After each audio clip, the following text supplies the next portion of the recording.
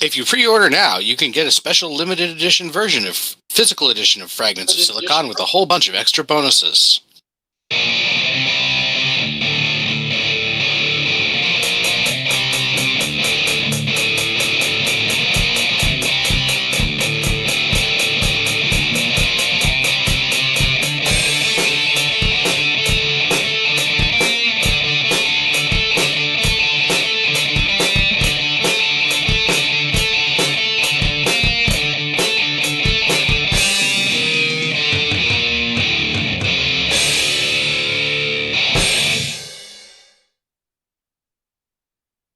All right, welcome to another installment of the Fragments of Silicon Daylight Interviews.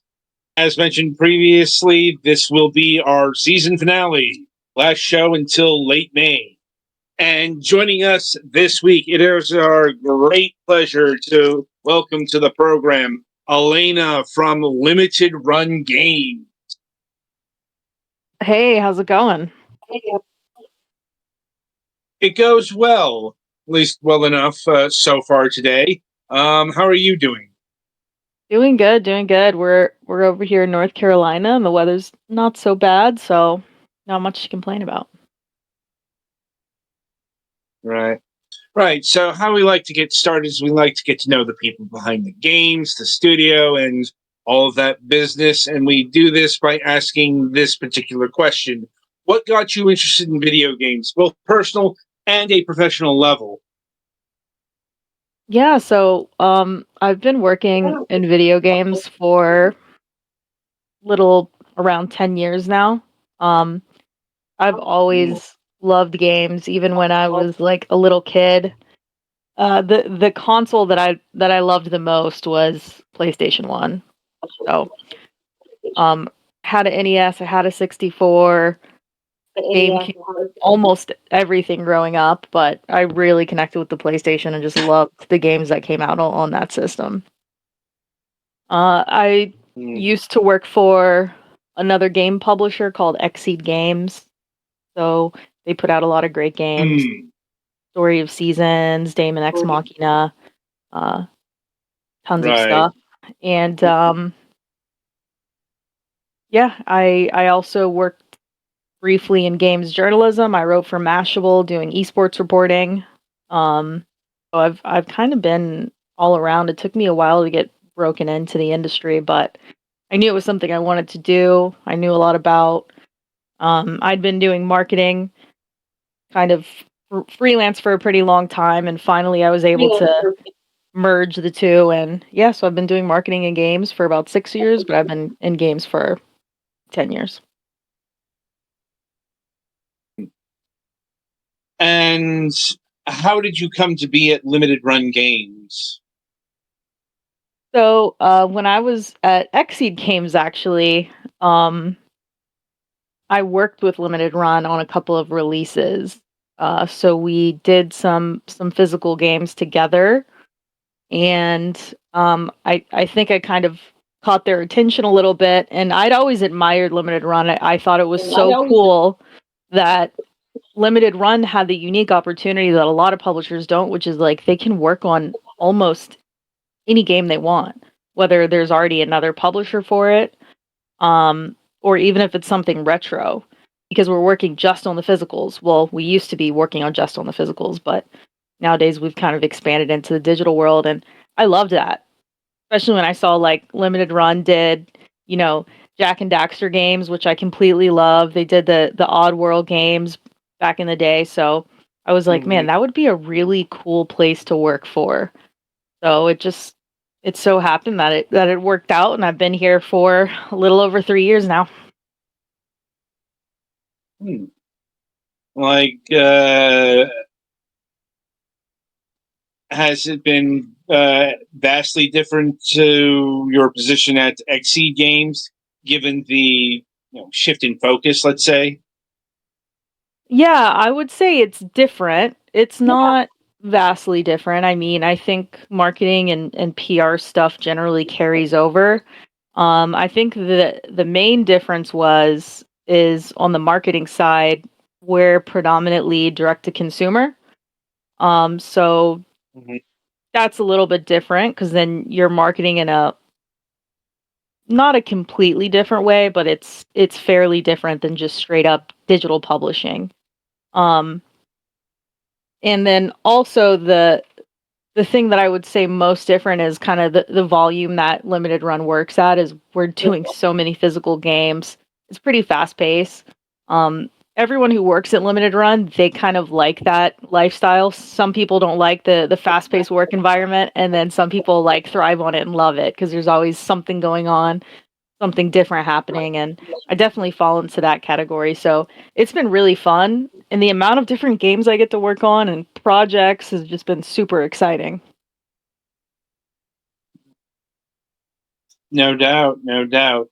Now, I think you were telling us in the pre-show that you got started, um, well, at least working a lot closer to the physical side of things, but you've since been shifted to purely digital and especially the carbon engine. How did that occur?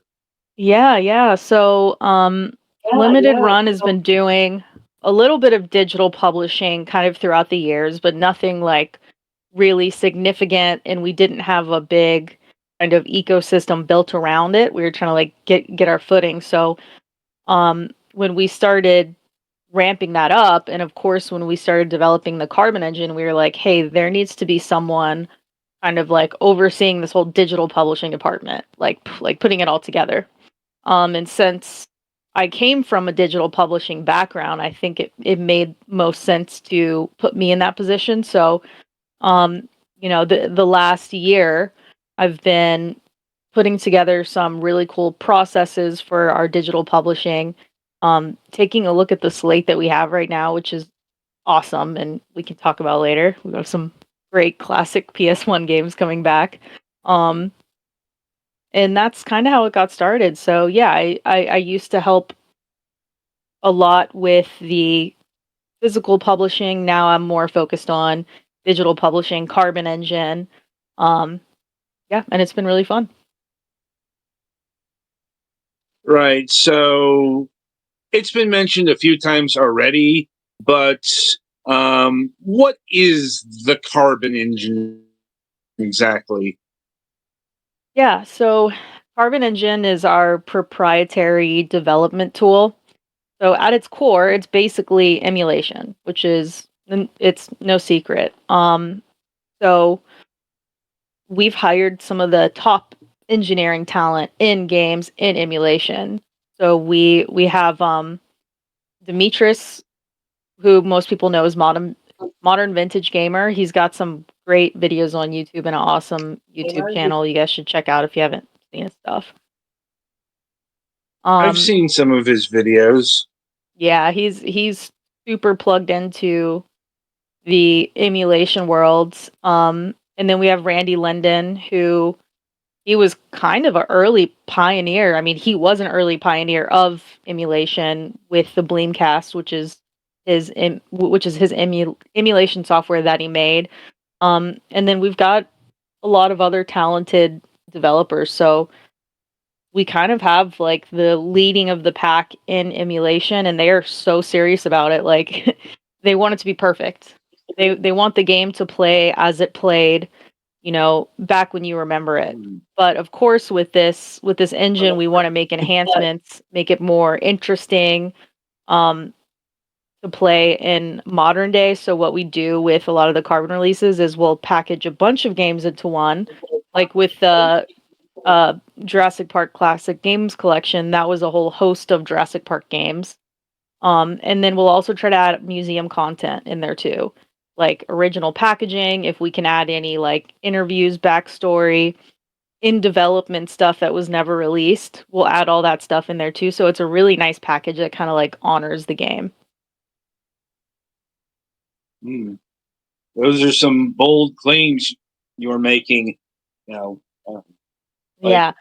I think we've had some guests on the program that might disagree with some of that, but more in the sense that they would boast that theirs is the best in the business, so to speak. But that's neither here nor there. Um, Yeah. I at any mean, rate, Go I ahead. mean, Go ahead. to kind of answer to that, I can't claim. I don't know if anyone else would claim that we're the absolute best, but I would say that we do have, some of the top talent, and they really care about getting it incredibly accurate. So I Hmm. think it would be kind of hard to say who does emulation best. It's kind of hard to say that, but are both of these things super accurate? So I think that's what's Right. most important. Yeah, I get what you're saying. You know, just it's once again, it's what some other people like Digital Eclipse comes to mind, who we've had on this program.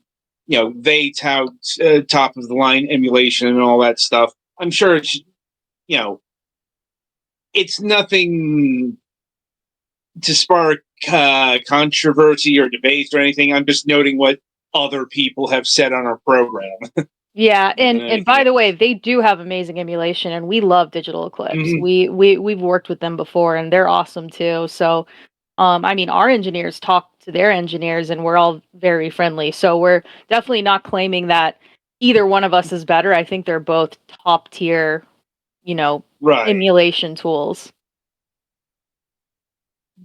Fair enough assessment, I think. At Yeah. any rate, so where did the carbon engine come from, so to speak? Like, why did limited run games develop this tool set? So I think it's something that our founder Josh Fairhurst, he was really passionate into this too. I mean, it's no secret that limited run and the people that work here, we love retro games.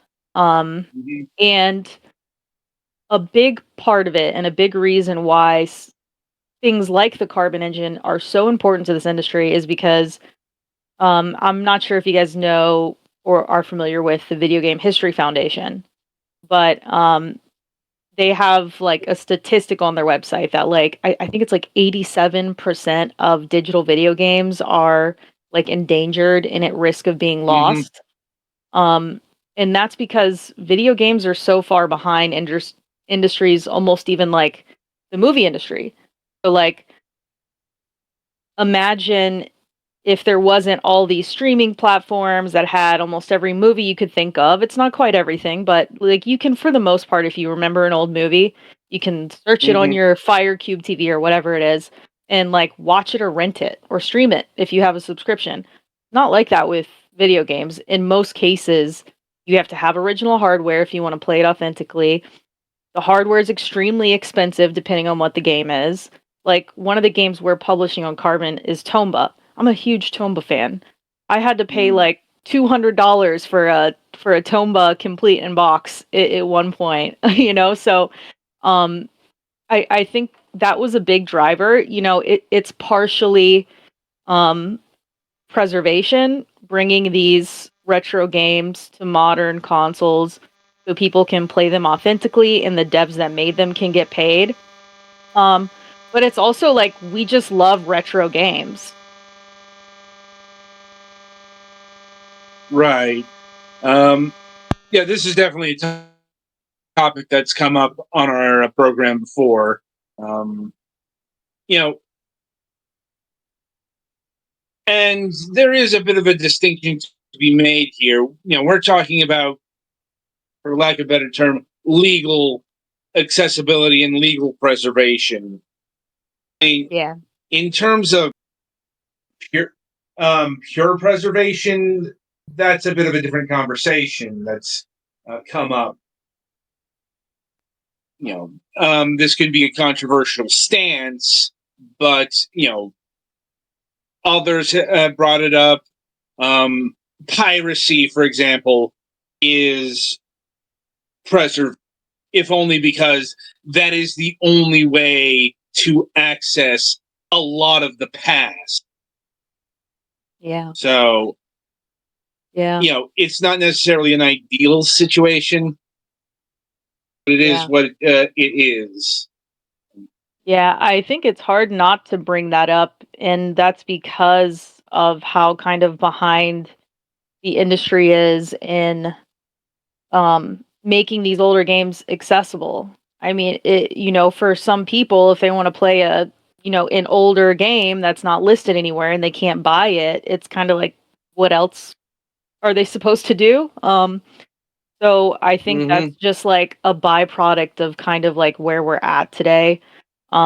Which is why I think it's great that limited run, we do all the physicals, physical isn't end all be all to preservation, but it's a key part of it.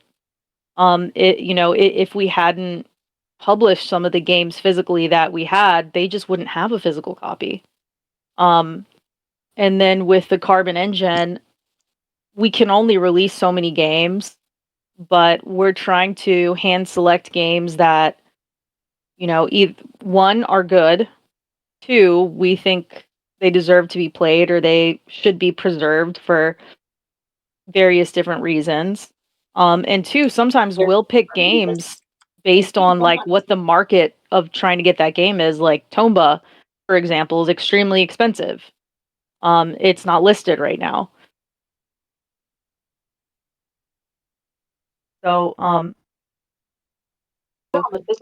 retro re-releases, for example, we released Shantae um, Game Boy cards. And at the time, that was extremely expensive to buy. And when we sold them, when we resold them, we actually sold more when we put it on sale than when it sold originally back in the day. And that shows that there's a demand That for stuff doesn't, like that still. yeah, that doesn't surprise me too much because, the original Shantae's legacy and desirability and all that stuff, the reputation got built up over the years. Yeah. Like when Shantae for the Game Boy Color came out, it was 2002. And Like I it think it came out was a year after the Game Boy right. It was like Advance had launched. end of life cycle. Yeah. Yep. It's one of the last Game Boy Color games to ever have been released. So it's a great game that nobody played because it was on a platform that was functionally dead. Yeah. And that kind of caused the value to go up so high too, because if you don't originally sell a lot of those old retro now hardware games, there's less in circulation, so the price balloons. And we work with Way Forward, Matt and Aaron Bozon all the time, and they're like, "Hey, what if we re-put this thing out so people can play it um authentically?" And yeah, it worked out really well. And now we're doing Shantae Advanced, which is crazy because it's a game that got shelved like 20 years ago. And now it's coming back and we're doing it on Carbon Engine too. Right. I mean, we just had Way Forward on the program a few weeks ago, in fact. Cool. Yeah. So Shantae Advance got mentioned a bit there amongst all the other games they're working on. Like, yeah. But yeah, at the heart of the matter with the Carbon engine is the porting and emulation, because getting back to the core thesis here of preservation and accessibility, video games have a lot harder time with that because they're so technology dependent, versus other formats. Like, it's not a quick or seamless transition necessarily with like movies or television shows, but it's a lot easier than video games that have, well, just a lot more technology behind them. If you know what I mean. Yeah. Not even that. Another big challenge with video games is like a lot of those companies back in the day, whether they dissolved or they got bought or between all these different things, like things just got lost over the years. Like in some cases, there's no source code. No one knows where it is.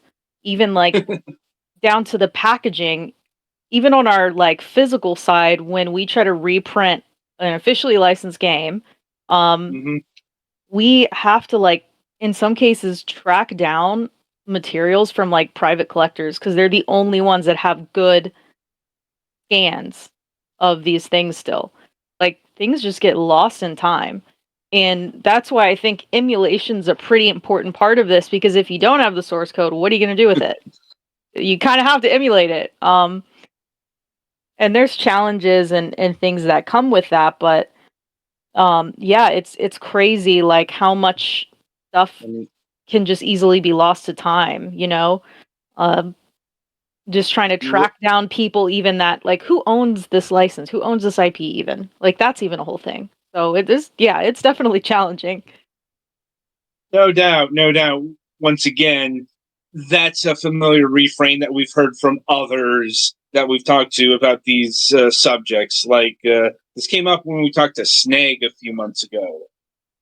Just the sheer enormity of trying to find out who owns what. It's doubly so for licensed games. Because, well, like going back to the Jurassic Park Classics collection, that's a full-on bundle of licensed Jurassic Park games. So I'm assuming that you all had to work with Universal on that. We did. And we worked with Universal before because we did Scott Pilgrim games with them, and there's a couple of other games we worked with them. I don't know if I remember off the top of my head, but yeah. So we had to work with Universal, and we had to work with Sega because one of the games was a Sega Jurassic game. Right. I remember the outcry about that when the package got announced. And it wasn't surprising either, given how beloved the Genesis games are. But it's like, it's a good thing you were able to secure them. Yeah. But, it's like, it's not always possible. To wit, there's still a lot of Jurassic Park games that are still not available. Just off the top of my head, there's the Jurassic Park Sega CD game. There's the Jurassic Park 3DO game. There's all of the Jurassic Park arcade games that Sega put out. Oh god, there were a bunch of those, especially like with every movie seemed to get one. Right. But it's like I have a lot of memories playing like the Jurassic Park sit-down arcade game, like what, and those games might not be available for whatever reason, and there's a whole ton of reasons why they could not or would not be accessed. It's unfortunate, but it is the reality of a lot of products from times long ago. Like, while we're on this subject, and this is another thing that's come up, alteration. Because I know some people were upset with some of the changes made in the Jurassic Park collection. But once again, I believe that had to do with likeness rights. Yeah, there's go on.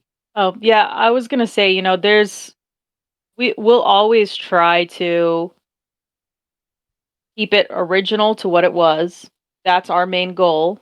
That being said, even Jurassic Park aside, or in any game or any company that we work with, we're also kind of at the behest of the license holder or the original developer. So, in some cases, in order to put these games out, we have to make sure that everyone involved is happy with the final product. And yeah, but limited run, our goal is to always just have a faithful recreation of the original game that you played. Yeah. And I suppose it is worth asking, how do you go about implementing those changes in a game? To be honest, I'm not on the engineering side, so I don't want to answer something I don't quite fully understand, because I don't. Fair. Yeah, but I think they have different ways of doing things.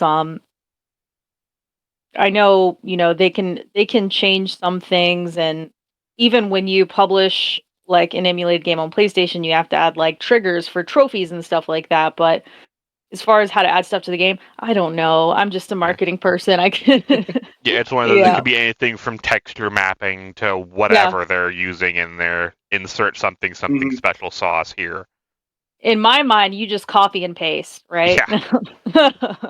Right. I mean, that's understandable, but it's also, much more to it because it's not a copy and paste job. Of Like, course, once yeah. again, going back to some of our conversations with Digital Eclipse, who we've had, like engineering people from their side Mm. tell us about how they go about doing that. And it's not just, getting rid of things for, say, copyright reasons or stuff of that. It's going back and fixing stuff that might have been broken back in the day. Mm. And also, Yeah. making it so it looks good on a modern, TV or computer. Because Right. it's not a whole lot to just go shove a ROM in an emulator, but it looks like garbage because there was no touch-up work done. Yeah, and we do stuff like that too. Like I know the Carbon team tries to add different visual effects like scan lines and stuff like that. Mhm. I mean, I was kind of blown away. Um a couple of months ago I got a retro tank, right? Mhm. And when I first plugged a PlayStation 1 into the retro tank, into my giant HD TV, like, it Mhm. kind of blew my mind, and I was, like, not on the verge of tears, but I was like, holy crap, I've never seen, like, these old games, like, in this way before, like, not on a CRT TV, and, like, I think some people think it looks wrong, so that's why they add the scan lines, but Yeah. I was kind of amazed by it, all the details and things you miss, but it also wasn't intended to be played that way, so, yeah, I think you kinda have to go in and add these little different features and graphical filters. Yeah. It's also having games blown up like that can make them look a lot worse than they Mhm. necessarily did. They were And designed for a also, 4:3 aspect ratio, and you're now shoving them on something that, 16:9. Things gonna look weird. right. Yeah. Also, to that effect, they were designed for a resolution of 240p, Mhm. Mhm. and having that blown up into anywhere from 720p to 4K is going to have a rather profound effect on things. Yeah. Mhm. Yeah. So, doubly so if you're doing portable stuff, because the Mhm. resolution was that much smaller. Yeah. Like, I'd imagine that there might have been a bit more work on, say, Jurassic Park for the Game Boy, Yeah. because it was that much smaller. Mhm. Yeah. Mhm. Anyway, before I continue on with my line of questioning, this might be a good time for me to step back. And Petty, I know you've been chomping at the bit. You wanted to ask about the Konami. About the what? The Konami games, like Rocket Knight Yes. One of Adventures. my favorite games is finally making a return. Rocket Knight. Yeah. Yeah. So, Rocket Knight. how did this come about? Were you approached by Konami? Did you guys approach Konami? So, to be completely honest, I'm not sure who approached who, but I can tell you that Limited Run and Konami, we have a very good relationship. We've worked Mhm. on a lot of games together. So we've built a lot of trust with them. And I think that, that can be a pretty hard thing to do, especially between, if their HQ is in, the East, and then we're a Mhm. Western company. So, it takes a lot of goodwill and a lot of working together to get a company like that to trust you with their IP. But I think we proved our trust, Mhm. and so I'm not sure if it's something that we reached out like, hey, like these were really great games back in the day. Let's help bring them back, or Mhm. if they said, hey, do you guys want to do anything with these games? Yeah, So because I'm not. nothing's really been done with the IP since the I guess quote unquote reboot back in like what 2010, 2011? Yeah. Sequel from 2010 Fair, for the yes. Xbox Live Arcade. Yeah, and then Mhm. it's just been dormant for the past decade plus. Yeah. Yeah. So I'm not sure which way that went, but I can tell you that the Carbon team is extremely proud of Rocket Knight Adventures, and they kind of look at it as like one of our best Carbon releases to date. Mhm. It's just an overall really good package. It looks great. It still plays great. I mean, there's certain games that just hold up really well over time, and that's definitely one of them. And this Right. collection includes the original game and then the SNES and Genesis versions of Sparkster? Yes. Because I remember those being like very, very different games, at least Sparkster was. Yeah. Rocket Knight Adventures, Sparkster, Rocket Knight Adventures 2. Yeah. Mhm. Yep. And it has a museum mode, so it's got a ton of like museum content and a music player. And did you guys do the Right. art for the trailer we have on screen, or was that something else that was like provided by Konami? Oh, I'm not sure if we did. Usually, if we make new assets, we obviously contract it out, and Konami has to approve it. But I'm not actually sure Yeah, because whether the they provided that. animations are really cool. It's like the opening one. Yeah, yeah. I know that with some of the titles, we will coordinate making new assets. Like we do that with Way Forward. When we work with Way Forward, they usually create the like new animated assets. Like with Clock Tower, Marielle Cartwright is kind of the creative lead on that. So she was coordinating like the new opening cutscenes, the new stuff. So we will add that in when we can. And we did the same with River City Girls Zero, which never even came out in the West. That was awesome. We could do that. So. Yeah. All right. I guess I'll step back in here. That's all my questioning for it. This game looks fun. I can't wait to get a hold of it. I can't wait till you play it. I think you're really gonna like it. Like, from what I remember, I think I saw John Fairhurst speak about the Konami games a bit on Twitter, something to that effect.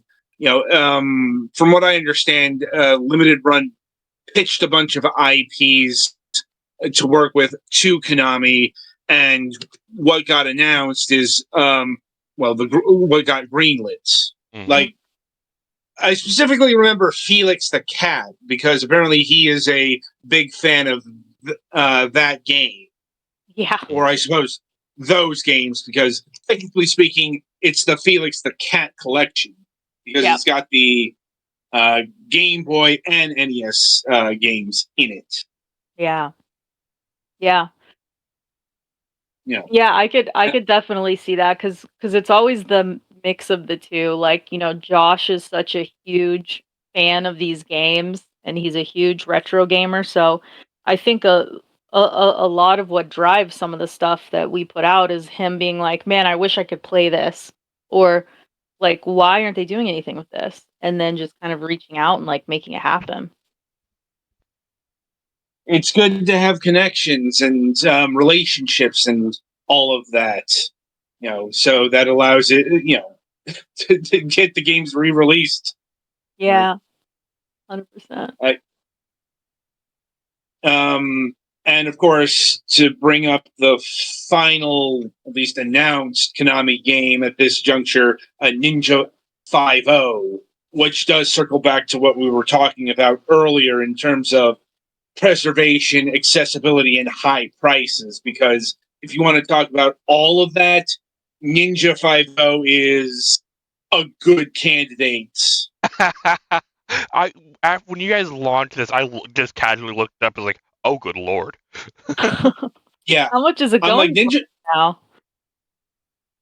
I can check right now. Yeah. It's some of these do go down in price a little bit, obviously, when something like this is announced because it's easier to get. Right. I've seen that happen, but I'm not. But yeah, just a casual looking, Ninja 5.0 Game Boy Advance. Well, at least what's being asked for on eBay is anywhere from like absurd pricing, like $2,000 to that's a graded mint in box copy. Yes, though, yes, so. Yes. I was getting to that. All right. To much more reasonable, quote unquote, i.e., loose cartridge is going for $344 or $499. Mm-hmm. And that's where the game's been for ages. I think probably since the Game Boy Advance, was alive. I just know it's always been a highly sought out after, high quality, really difficult to acquire game, Mm-hmm. which is all those factors that drive the law and supply and demand for it. Yeah. And it's also worth noting for all of these games, it's the first time they're getting re-released anywhere.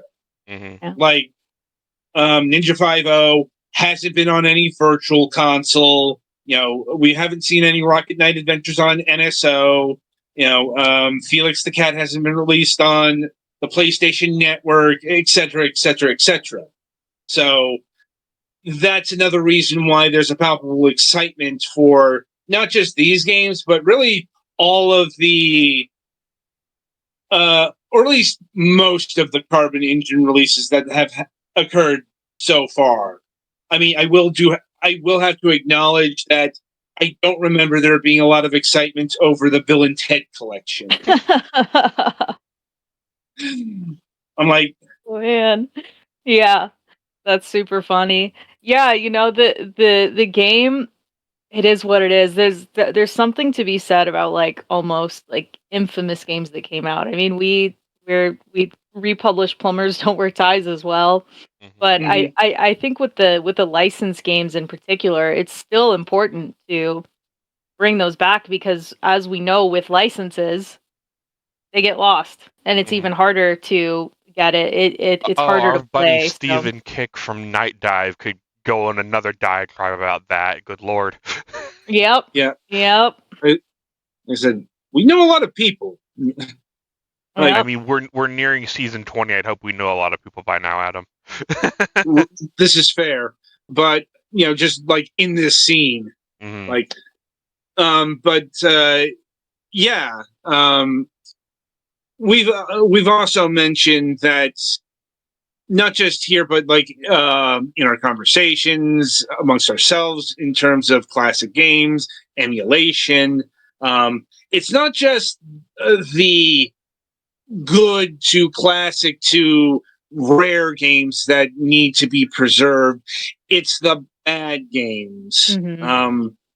That's that's kind of where the intersection of licensing and quality really interject, because let's face facts here. Most licensed games, at the very least, have the reputation of being not good. Yeah, we right now in the gaming space, we have a large issue of nostalgia rose-colored glasses because most stuff's getting re-released are the good games. Mhm. People obviously aren't clamoring for, the like cruddy Activity Center Disney games that probably came bundled with your PC, but is kind of something people need to know existed in a way, at least from a historical aspect. Yeah. Ironically enough, I think there might be more desire to get those than, say, Home Improvement for the Super Nintendo. Yeah, but you know what I mean. I mean, right. I think it is important, like for all games. I mean, for me personally too, I'm a huge fan of camp. Like I even like campy movies if I'm in the right mood for it. And so like I have a whole collection, just in my personal collection of games that I bought of old games that are just bad or really weird. Like I love weird games. Like I tracked down a copy of Seaman, which I don't know if you guys know what that game. Yeah. For the Dreamcast? Yeah, just like I just love weird old games like that, and that was back in a time where like you got more games like that because I think things have really shifted in the industry where investors, publishers don't want to take bets on really weird stuff, really out there stuff. But back in the day, man, they were cranking out some. I have a game called that I bought called Eggs of Steel that I never bought, but the protagonist is like an egg. Mhm. So Yeah, I mean, I think it's important, and there's kind of like a fun kind of special thing to games like that. That Mhm. great. I mean, we still get a bunch of games like that. It's just back in the day, you would get them from major publishers Mhm. or even platform holders. Yeah. Like And these like days, if you're typically looking, people would play them, you'd rent them from Blockbuster when you got, at the end of the school week. A lot of us got some money from our parents to go rent games, and oh look, there's a Goofy game. I like the Goofy show. Let me go rent that. I mean, in this case, Yeah. yes, it was a good game, but you can see how that could obviously turn bad with some games, Yeah, Mhm. yeah. I mean, it's also like Sega would release, say, Samba de Amigo with the maracas controllers, Mhm. or Yeah, Sega Bass Fishing with that fishing rod. Mhm. Like, I have that too. really, really, the only company that I can think of that's still carrying on that particular spirit is Nintendo. Mhm. They who created things like Labo or Ring Fit Adventure just this generation. Amiibo for Like, last generation. um, but like if you're looking just for the quirky side of things, that's where the indie scene comes into play, because there, there's all sorts of quirky games, and this is a good segue to talk about Arzette, Mhm. which is not a Carbon Engine game, I believe. Not no. Yeah. Not yet. Give it 30 years, right? Yeah, Right. so RZ is developed by a company called CDI Software. Get it? Hmm. Yeah, yeah. Looking at it, And I get the joke. yeah. And the main creator and developer, Seth Fulkerson, he like loved the old Zelda CDI games. Like he was just kind of enamored with them, and I think he even put out like he like redid them and like put them out online. And I think for him is he saw all the good that could have been in those games. And so he wanted to make something that was kind of like a spiritual successor, but done well on like modern consoles. So it still has kind of like that spirit, the quirkiness, the wonky animation style. Hmm. But like the mechanics were there, and it played well, but it still had that like fun spirit to it. Yeah, the problem with those games is not in the concept; it's in the art, And not that they for were the just kind of animation squeezed things, out but for a contractual obligation, not really, you know. well, no, Well, I it's was going to say also like, like the environment art Mm. in the Zelda CDI games was not done by someone who knew how to design stages. hmm So it's really hard to tell what's interactable and what isn't. And then there's the other big thing is the interaction range on the sword is not good. That's one way to put it nicely. yeah, it, having So actually those played, are relatively easy things to fix and have a enjoyable game to play. yeah, having actually played one of the Zelda CDI games, Wanda Gamelon, another big problem was the CDI controller itself. It's not good.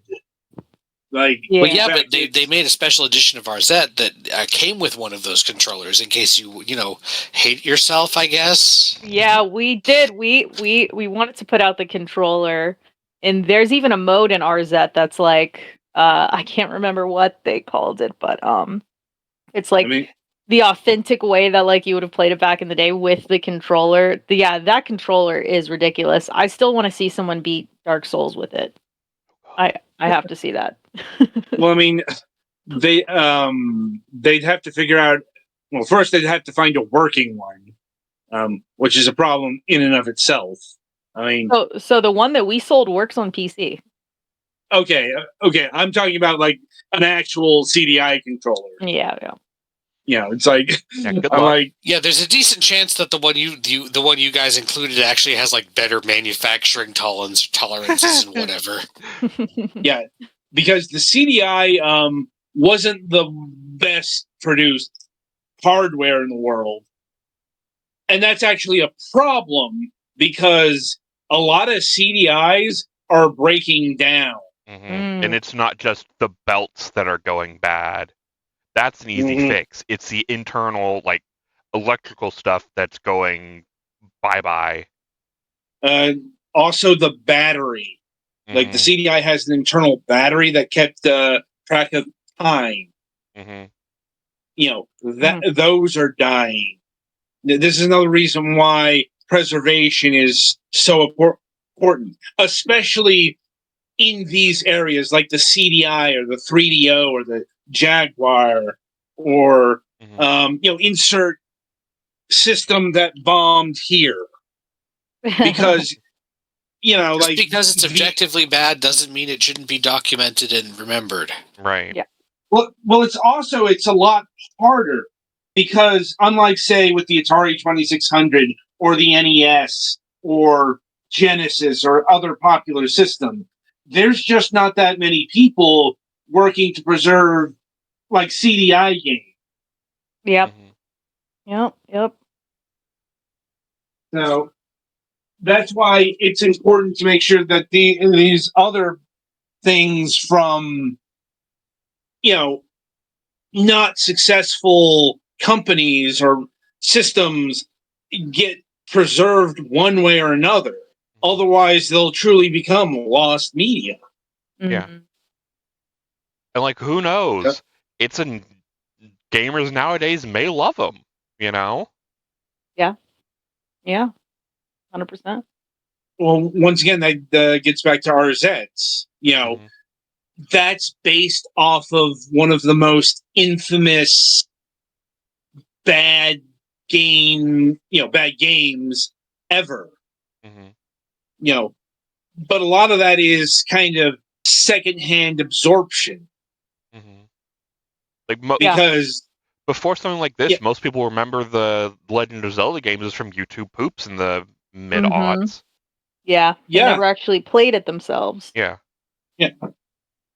I mean, and then and that's just a matter of once again CDI didn't do well, and also these games have never been re-released, probably never will be re-released. Yeah, Nintendo will burn before they come back out again.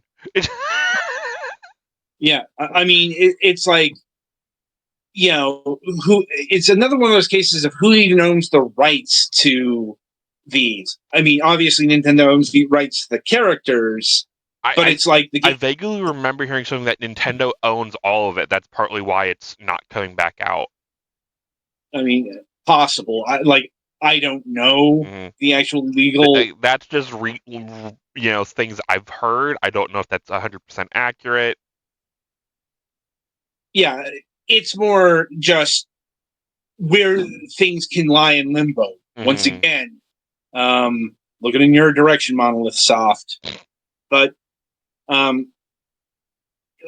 getting back to RZ, what attracted Limited Run Games to publish this game, not just physically but digitally as well?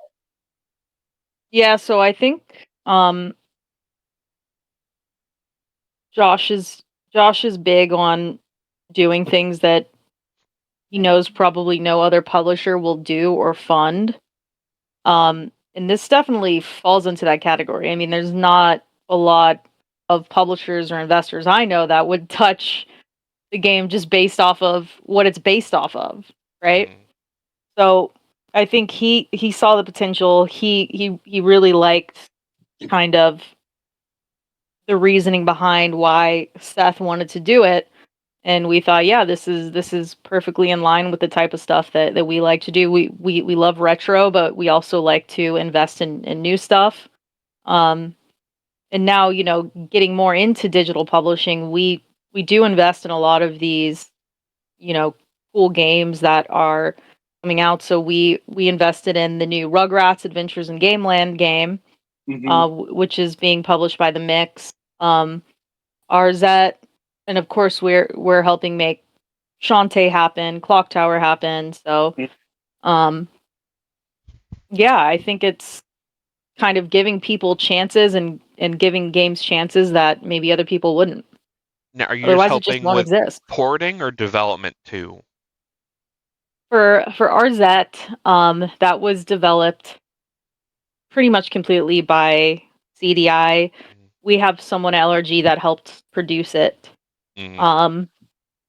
And it just depends on the game. So for the way forward stuff, we help development as well because some of that's partially Carbon Engine, so it's both way forward and limited run kind of co-developing it. And then in the case for Rugrats, we basically just invested it, and the mix uses their developers to make that happen. Yeah. I suppose bringing up Way Forward, you all are working on Shantae Advance and Clock Tower. Now, how did this collaboration happen in these cases? Like, did they go to you? Did you come to them? I mean, how did this all happen with these? Well, with Way Forward, it's definitely a little bit of both.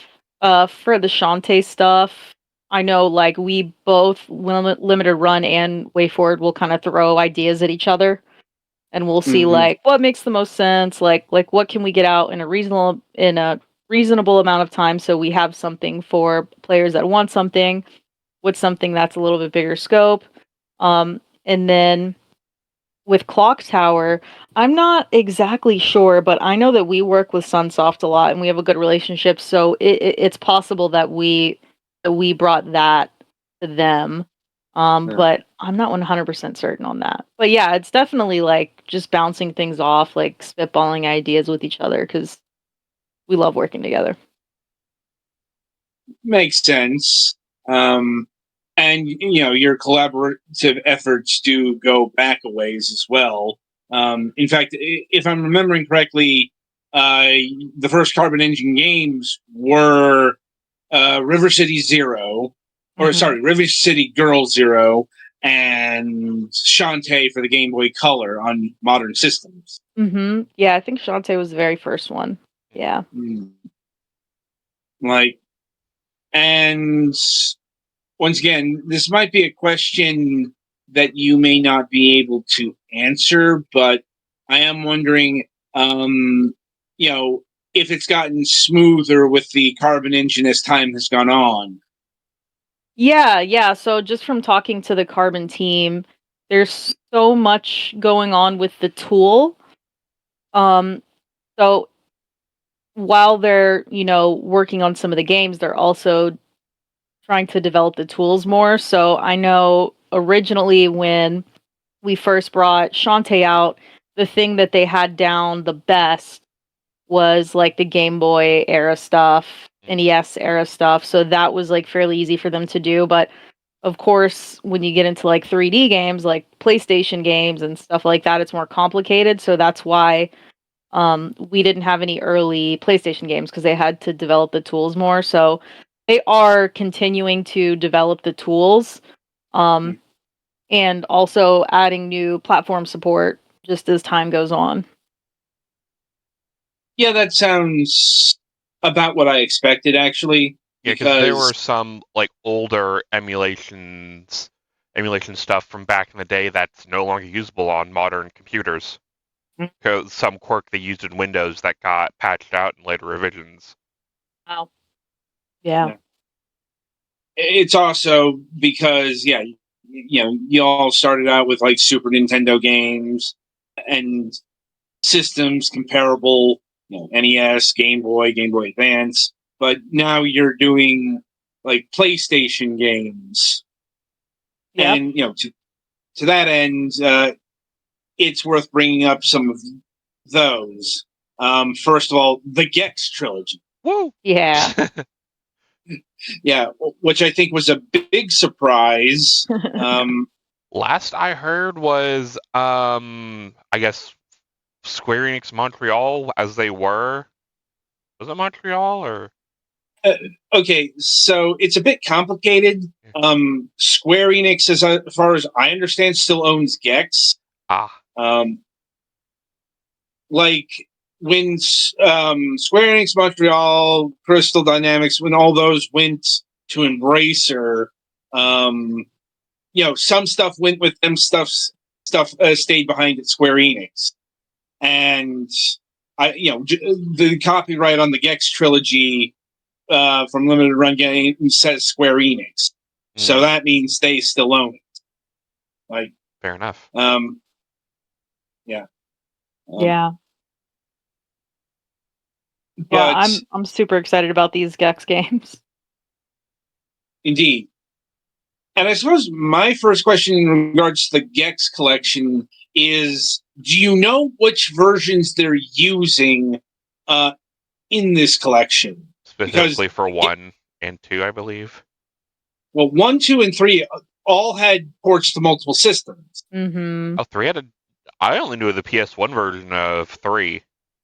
Gex 3 Deep Cover Gecko did come to the Nintendo 64. Oh, wow. Yeah.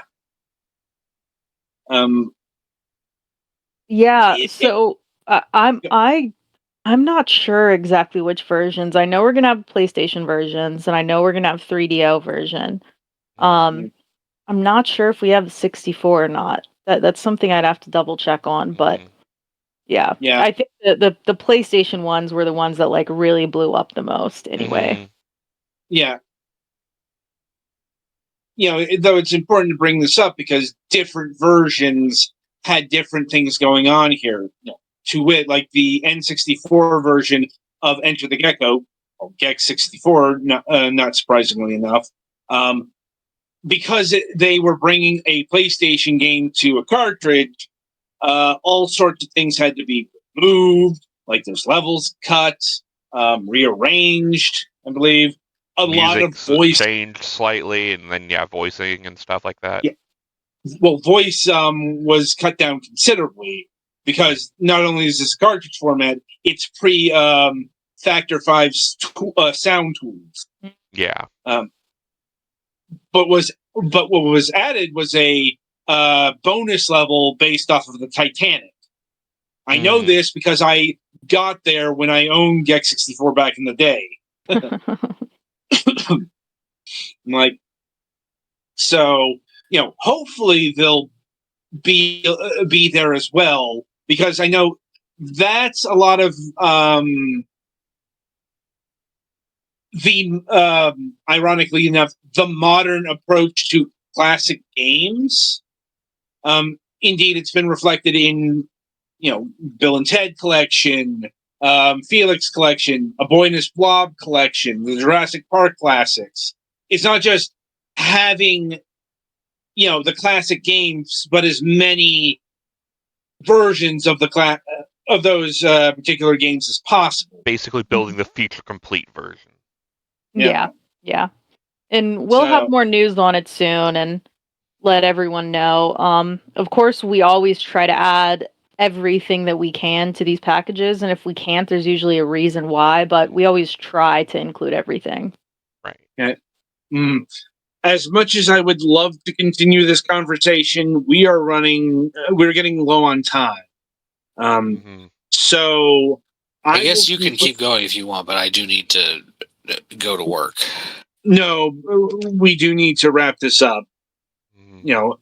I mean, it's a sign of a good conversation when you're disappointed it has to end. But we can always have you back next season if you want to. Yeah, just reach out and let me know. I mean, yeah, we can do that.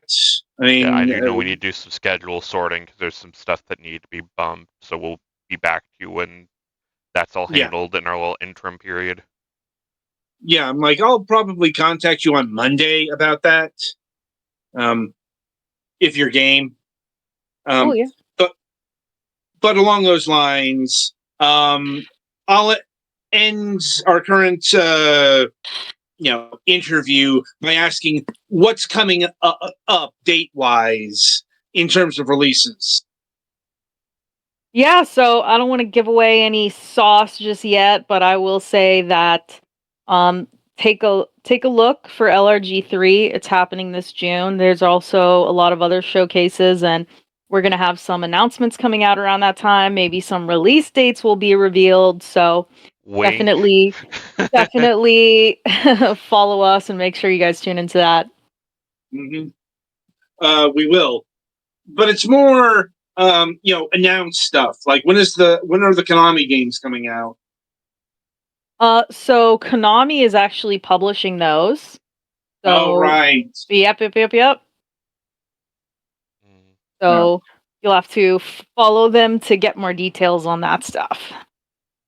Fair enough. That's right. They're publishing it digitally, and you're publishing it physically.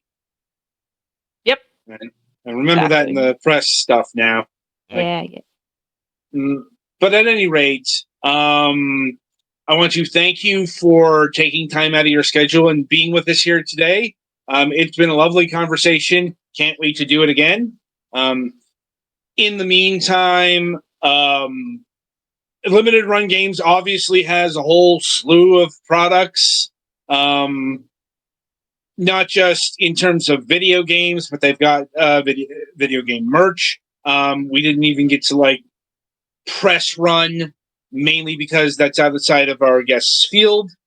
But they put out video game books now, and as well as digital games. If you want to, you can pick up the Boy and His Blob collection or the Jurassic Park Classics collection. It's all, or look out for the Konami stuff coming very soon. I hope you pre-ordered that because, as is the case with a lot of limited runs productions, they are limited, and if you're not there and they don't do another one, unfortunately, it becomes unavailable. So, anyway, so that'll about do it for this installment of Fragments of Silicon, and as well as that'll do it for the season. So, look for us to return on May 29th as we welcome our good friend John Pickett of Manga Gamer back to the program. And we'll also have the first batch of reviews with Content Warning, Goliath Depot, Legend of Dionysus, and Plungeroo. So until next time, I shall wish you good gaming. Thank you, guys.